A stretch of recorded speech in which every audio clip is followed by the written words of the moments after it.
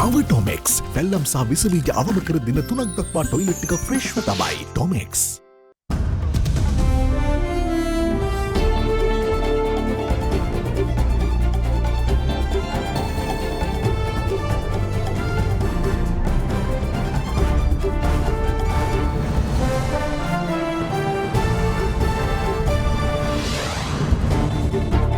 Tonight, heeding calls. Following yesterday's emergency cabinet meeting, political sources say that resignations of the Prime Minister and the government are likely on Monday. Unnecessary emergency.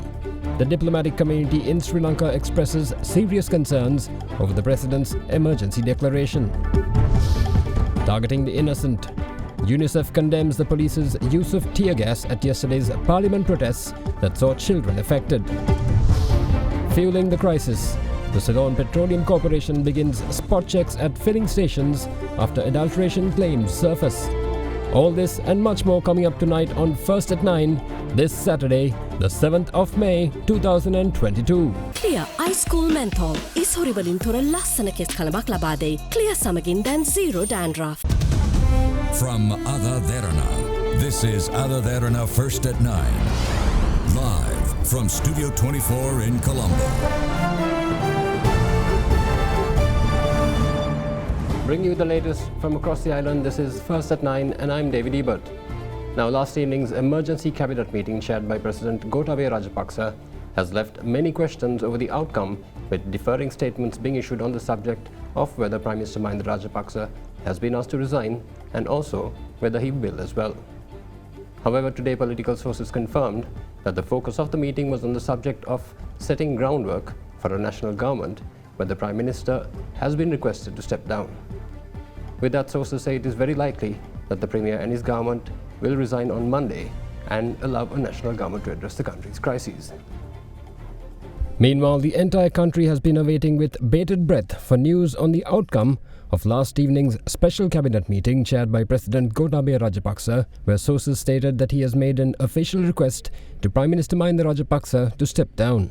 At the meeting, the President had observed that due to the economic and political crisis in the country, a serious problem existed in maintaining the economy due to continuous public protests.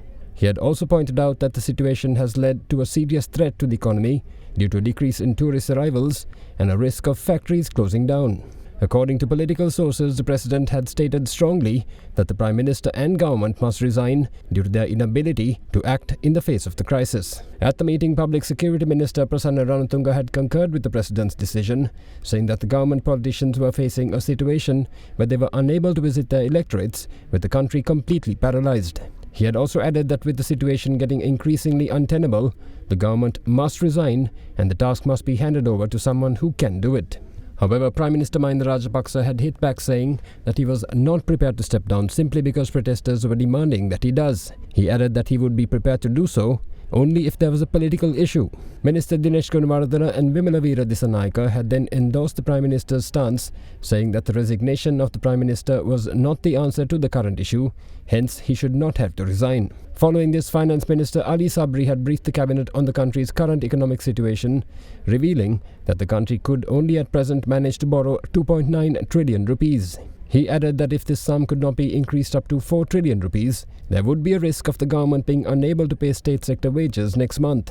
The Finance Minister also stated that although parliamentary approval was required for this, the country was not in a position to do this successfully.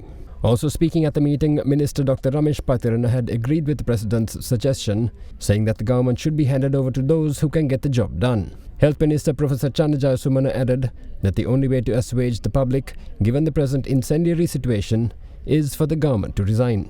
Following this, Minister Dr. Nalaka Godaheva had addressed the Premier, saying that although he agrees that the Prime Minister should not resign due to protest pressure, there was a political issue because if the government was unable to garner 113 seats to pass the Finance Minister's public sector wage request, the government should not remain in power. He added that all government members should resign, including the Prime Minister, and pave the way for the formation of an all-party government. After Minister Godaheva's explanation, the Premier had stated that under such circumstances, if his resignation was the only solution to the crisis, he was ready to step down and sit in the opposition. Meanwhile, political sources say that if the Prime Minister resigns, the current cabinet will also be dissolved automatically, and the process of the resignation of the government is likely to take place on Monday. In this backdrop, the leaders of the 11 independent parties held a meeting at the residence of former President Maithripala Sirisena. Meanwhile, the country's main opposition, the Samagi Jana Balawegaya, announced that it has decided to extend support for the proposals brought forward by the Bar Association of Sri Lanka to restore political and economic stability, which also includes the abolishment of the executive presidency. The SJB states that it considers the program proposed by the Bar Association to abolish the executive presidency as a primary need to resolve the existing national crisis. SJB parliamentarian Harin Fernando said that the party's decision to support the establishment of an interim government of national unity to resolve the current crisis in the country was based on the proposals put forward by the Bar Association of Sri Lanka. ඒ අනුව ජනතාවගේ දැවෙන ප්‍රශ්නවලට කඩිනම් විසඳුම් ලබා දී ආර්ථික සාවර කිරීමට ශ්‍රී ලංකා නීතිඥ සංඝ විසින් ඉදිරිපත් කළ ලද යෝජනා මාලාව මත පදනම්ව මෙම අර්බුදය විසඳීම සඳහා වූ ජාතික වැඩසටහනක් සඳහා සමගි ජන බලවේගයේ ප්‍රමුඛ සමගි ජන සන්ධානයේ සිය සහයෝගය දීමට තීරණය කරන ලදී. මේ අර්බුදය විසඳීම සඳහා නායකත්වය ගැනීමට ඒ වගේම වගකීම් දැරීමට අපේ පක්ෂයේ ගරු නායක සජිත් ප්‍රේමදාස මැතිතුමත් ඒ වගේම අපේ සම්පූර්ණ මන්ත්‍රී කණ්ඩායමත් අද එකඟතාවයකට පැමිණලා තිබෙනවා මේ ක්‍රියාවලියට ඇතුල් වෙන්න. නිසා අපි දැන් රටට කියන්න කැමති අපි ලෑස්ති වගකීම් බාර ගන්න. හැබැයි යම් නිශ්චිත ව්‍යවස්ථා සංශෝධනත් ආර්ථික ප්‍රසංස්කරණත් දෙක එකට යන ජාතික වැඩපිළිවෙලකට අපි සහයෝගය දෙන්නේ. අපිට අවශ්‍යයි පාර්ලිමේන්තුව නියෝජනය කරන සියලුම පක්ෂ මේ ක්‍රියාදාමයට එකතු වෙන්න. අපි හෙට ශ්‍රී ලංකා නීතිඥ සංගමේ මුණ ගැසීමෙන් පස්සේ අනෙක් පක්ෂවල අදහස් එකතු කරලා ඉදිරි පියවර පිළිබඳව සාකච්ඡා කරන්න ලෑස්ති. Now, Colombo-based envoys, the Bar Association of Sri Lanka and the Human Rights Commission of Sri Lanka have expressed concern over the state of emergency declared in Sri Lanka. Amid intensifying public outrage, President Gotabaya Rajapaksa yesterday declared a state of emergency in the country, saying it was needed to ensure public security and order. However, the Bar Association of Sri Lanka calls on the President to revoke the emergency laws in order to ensure that the fundamental rights of the people are protected and can be exercised freely. Issuing an extraordinary gazette, President Gotabaya Rajapaksa declared a state of emergency in Sri Lanka last night, deeming it a measure in the interest of public security, the protection of public order, and the maintenance of essential supplies and services. In a statement today, the Department of Government Information said that the state of emergency was declared by the President to ensure political stability, a vital condition in overcoming the current socio-economic crisis in the country, thereby assuring public safety and uninterrupted supply of essential services. The Information Department statement went on to say that the measure is a short-term one to ease the crisis and that it will be lifted immediately after normalcy returns. Meanwhile, the Human Rights Commission of Sri Lanka has called Secretary to the President, Defence Secretary Retired General Kamal Gunaratne and Inspector General of Police C.D. Vikramaratne to provide reasons for the implementation of the state of emergency. The trio of officials have been requested to appear before the Commission on Monday. The Bar Association of Sri Lanka meanwhile reiterated that it remains of the view that a declaration of a state of emergency is not the answer to the present situation in the country, including the spate of public protests and strikes that have occurred. The BSL added that the protests reflect the desperate situation of the people who are seeking to secure for themselves and their families some of the most basic essentials in life, and that the declaration of the state of emergency will further complicate the efforts at restoring political stability in Sri Lanka. In its statement, the BSL went on to say that it is firmly of the view that the right to protest and the right to dissent are important aspects of the fundamental rights of the people, including the freedom of expression and the freedom of peaceful assembly. They reiterated that the state of emergency must not be used to stifle peaceful protests and dissent or to make arbitrary arrests and detentions, while the protests in turn must not be violent and must remain peaceful at all times. While calling on the President to explain the reason for invoking a state of emergency, BSL called on the head of state to revoke the proclamation declaring a state of emergency. A number of diplomats too expressed concern over the state of emergency being declared in Sri Lanka. Taking to Twitter, the Canadian High Commissioner to Sri Lanka said that over the past weeks, demonstrations across Sri Lanka have overwhelmingly involved citizens enjoying their right to peaceful freedom of expression and are a credit to the country's democracy. It is hard to understand why it is necessary then to declare a state of emergency, the tweet read. US Ambassador Julie Chung too said that she was concerned by another state of emergency and that the voices of peaceful citizens need to be heard. The US ambassador added that the very real challenges Sri Lankans are facing require long-term solutions to set the country back on a path toward prosperity and opportunity for all, and the state of emergency won't do that. In the meantime, the delegation of the European Union to Sri Lanka said that the state of emergency will certainly not resolve the country's difficulties and could have a counterproductive effect. This, they state, is because a month of peaceful demonstrations has shown how Sri Lankan citizens fully enjoy their right to freedom of expression in the oldest democracy in South Asia. In addition, British High Commissioner Sarah Houlton said that the right to peaceful protest and freedom of expression must be respected alongside all fundamental rights, and that emergency laws restricting those rights work against democratic dialogue and solutions.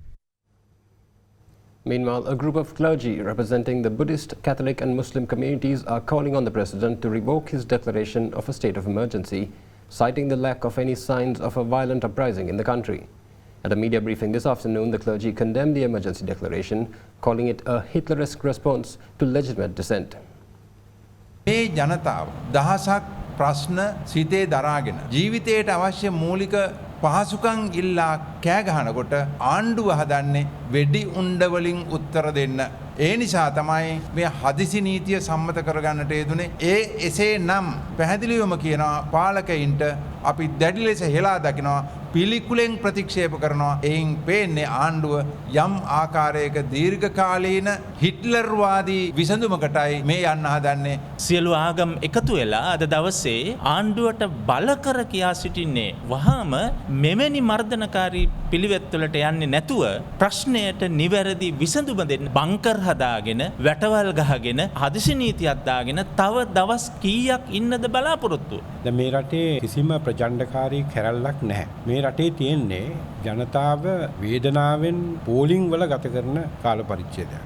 ඉතින් එහෙම වාතාවරණයක් තියෙද්දි අපිට තේරුම් ගන්න අමාරුයි ඇයි රජය හදිසි නීතිය ප්‍රකාශයට පත් කරන්න කියලා. ඒ නිසා අපි ඉල්ලා සිටිනවා තේරුමක් නැති මේ හදිසි නීතිය කරුණා කරලා ඉල්ලලා අස් කර ගන්නට කියලා. සියලු දෙනාම මුස්ලිම්, සිංහල, හින්දු කියලා කවුරුත් එක සහෝදරත්වයෙන් තමාගේ අර්බුදය ගැන කතා කරනවා. ඒ දෙනගෙන දැන් රජයෙන් හදිසි නීතිය පැදවලා තියෙනවා. අපි අතිගරු ජනාධිපති ගෝඨාභය රාජපක්ෂ මැතිතුමාගෙන් ඉල්ලනවා මේක වහාම ඉවත් කරලා ජනතාවගේ හඬට එවුම්කම් දීලා කටයුතු කරන ලෙස අපි අතිගරු ජනාධිපති And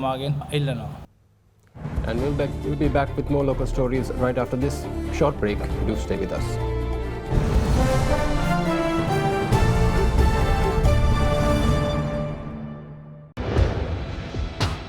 Big 3.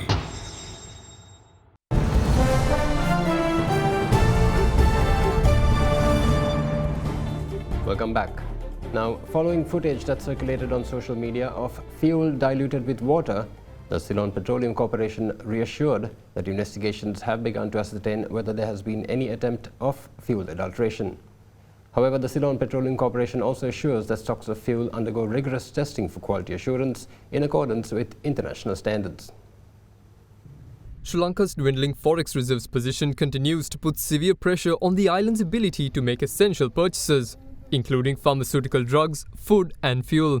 Long queues outside refueling stations have become a common sight over the past few months as the country struggles to make dollar payments for imports. Minister of Power and Energy Kanchana Wijesekara, taking to Twitter, said average daily fuel distribution amount to 4,000 metric tons of autodiesel and 2,500 metric tons of 92-octane petrol. Meanwhile, a shipment of 40,000 metric tons of fuel is due to arrive in Sri Lanka on Monday. However, Minister Kanchana Wijesekara noted that autodiesel supply will be limited in the market until the Norachole power plant is restored. Private bus owners say that they will only be able to operate in the next 4 days as a result of the diesel shortage. They say that unless sufficient diesel stocks are received tomorrow, a 40% drop in the capacity of private buses that operate in the coming days will be unavoidable, while long-distance buses will have to halt operations. In the meantime, videos emerged on social media of a fuel station in the area of Naramala issuing adulterated fuel allegedly mixed with water. The Ceylon Petroleum Corporation, issuing a statement today, said that fuel samples obtained from the filling station in question have been sent for investigations, and the bowser that had transported the fuel was brought to the Kolon Nava storage terminal for inspection. The statement went on to say that although 6 million litres of 92-octane petrol were distributed island-wide, no such issue was reported from any other filling station. Sipetco added that the quality of the fuel is tested and verified as a practice prior to distribution. They went on to say that fuel is tested for its quality in 4 instances as per international procedure, from the time the order is placed with the supplier to the time it is delivered to the customer's vehicle. Any queries or complaints regarding the quality of fuel can be lodged and clarified via the telephone numbers 0115 234 234 and 0115 455 130. Now, tensions were high at the protest near Parliament last night after police fired tear gas on the protesters in order to bring the escalating situation under control. Now, expressing concern over the reports of violence during the protests involving children, UNICEF Sri Lanka issued a statement urging authorities to avoid the use of force in the presence of children. Last night, protesters began gathering at the Palavatta junction at one of the entrances to Parliament, echoing the same demands made throughout the country in the past few weeks, demanding that the president step down and the government resign. The police barricaded the road and prevented public entry. However, one of the protesters at the site attempted to go down Parliament Road by leaping over the barricades, but failed as the police task force apprehended the individual. Immediately, to control the tense situation that built up following the incident, the SDF fired tear gas to disperse the protesters.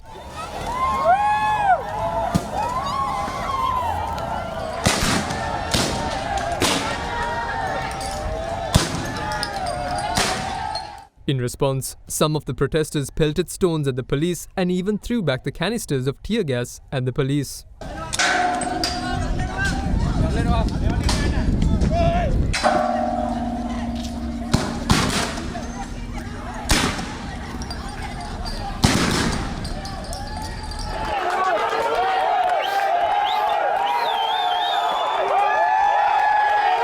Among the crowd of protesters were children. Caretakers and parents were seen taking measures to get the children away from the tear gas and tending to them. Not too long after, the protesters went on to dismantle the barricades set up at the junction. In the meantime, what was rather a notable observation were efforts taken by the people to clean up the road at the conclusion of the protest. Today, police personnel were seen retrieving the barricades that the protesters from last night had relocated.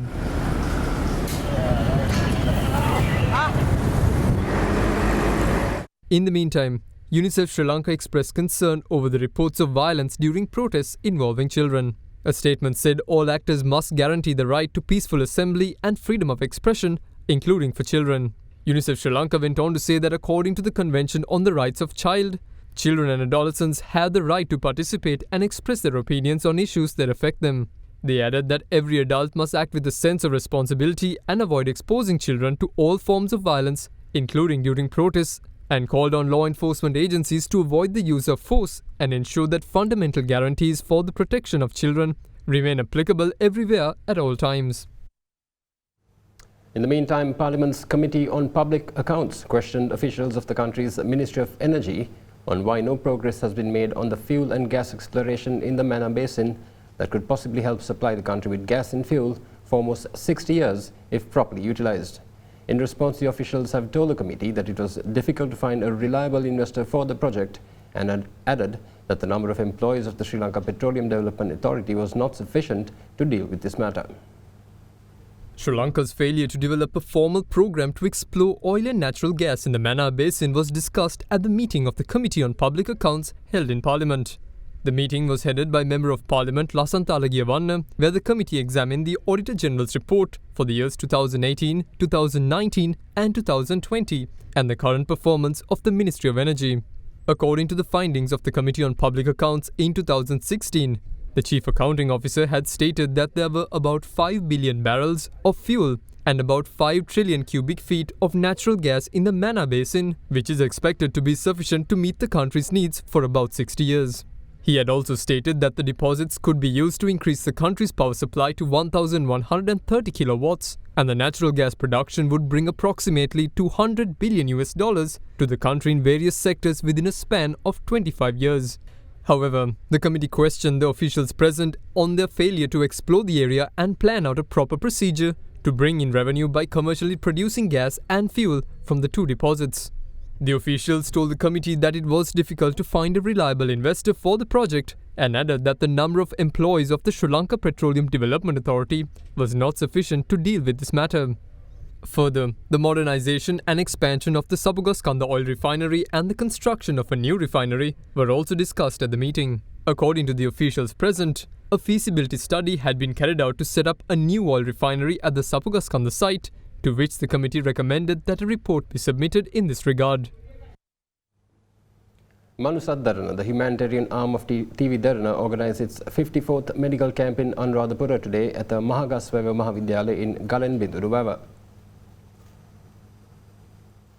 The 54th medical camp of the series of clinics conducted by the AdaDerana initiative was held today in the Galenbinduru area of Anuradhapura district. The camp was held at the Mahagasweva Mahavidyalaya in Galenbinduru throughout the day, where kidney patients from the area were identified and were given necessary treatment along with medical counselling. Furthermore, the camp also focused on carrying out eye testing to identify patients with sight difficulties, to whom spectacles were then provided.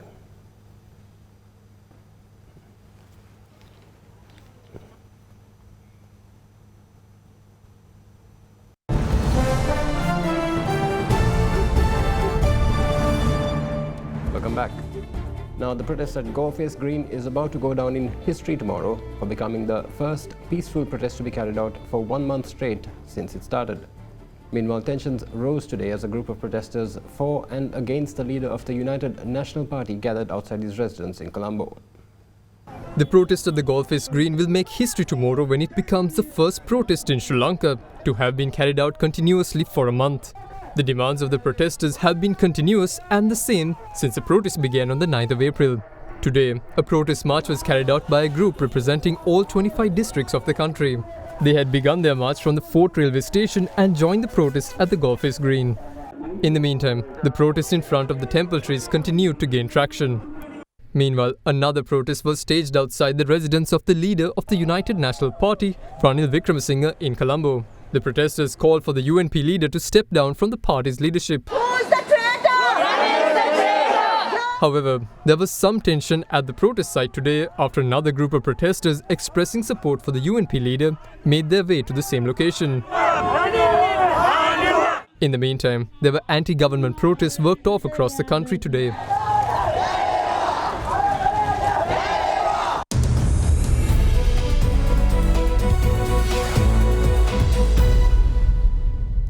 Now, oil prices rose almost 1.5% yesterday, settling with a second straight weekly increase as impending European Union sanctions on Russian oil raised the prospect of tighter supply and had traders shrugging off worries about the global economic growth. Brent futures rose 1.3% to settle at $112.39 per barrel. US West Texas Intermediate crude climbed 1.4% to $109.77 a barrel.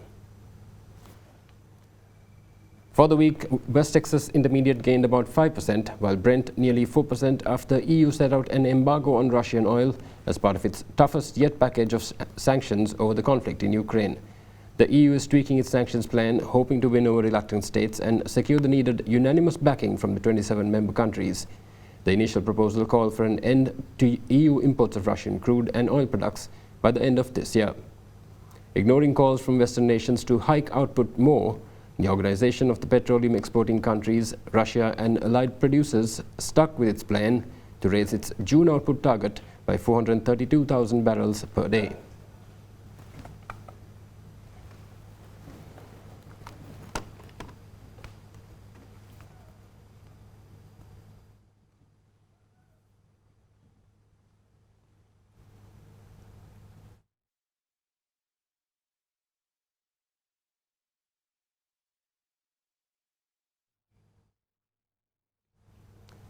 US stocks tumble this year is putting an increased focus on equity valuations as investors assess whether recently discounted shares are worth buying in the face of a hawkish Federal Reserve and widespread geopolitical uncertainty. But more volatility could be in store if next week's monthly consumer price index reading exceeds expectations, potentially bolstering the case for even more aggressive monetary policy tightening from the Fed. According to the latest data, with the benchmark S&P 500 index down 13.5% year-to-date, valuations stand at their lowest levels in 2 years, putting the index's forward price to earning ratio at 17.9 times from 21.7 at the end of 2021. Although many investors tended to brush off elevated valuations during the market's dynamic surge from its post-COVID-19 lows, they have been quick to punish companies viewed as overvalued this year, as the Fed rolls back easy money policies that had kept bond yields low and buoyed equities.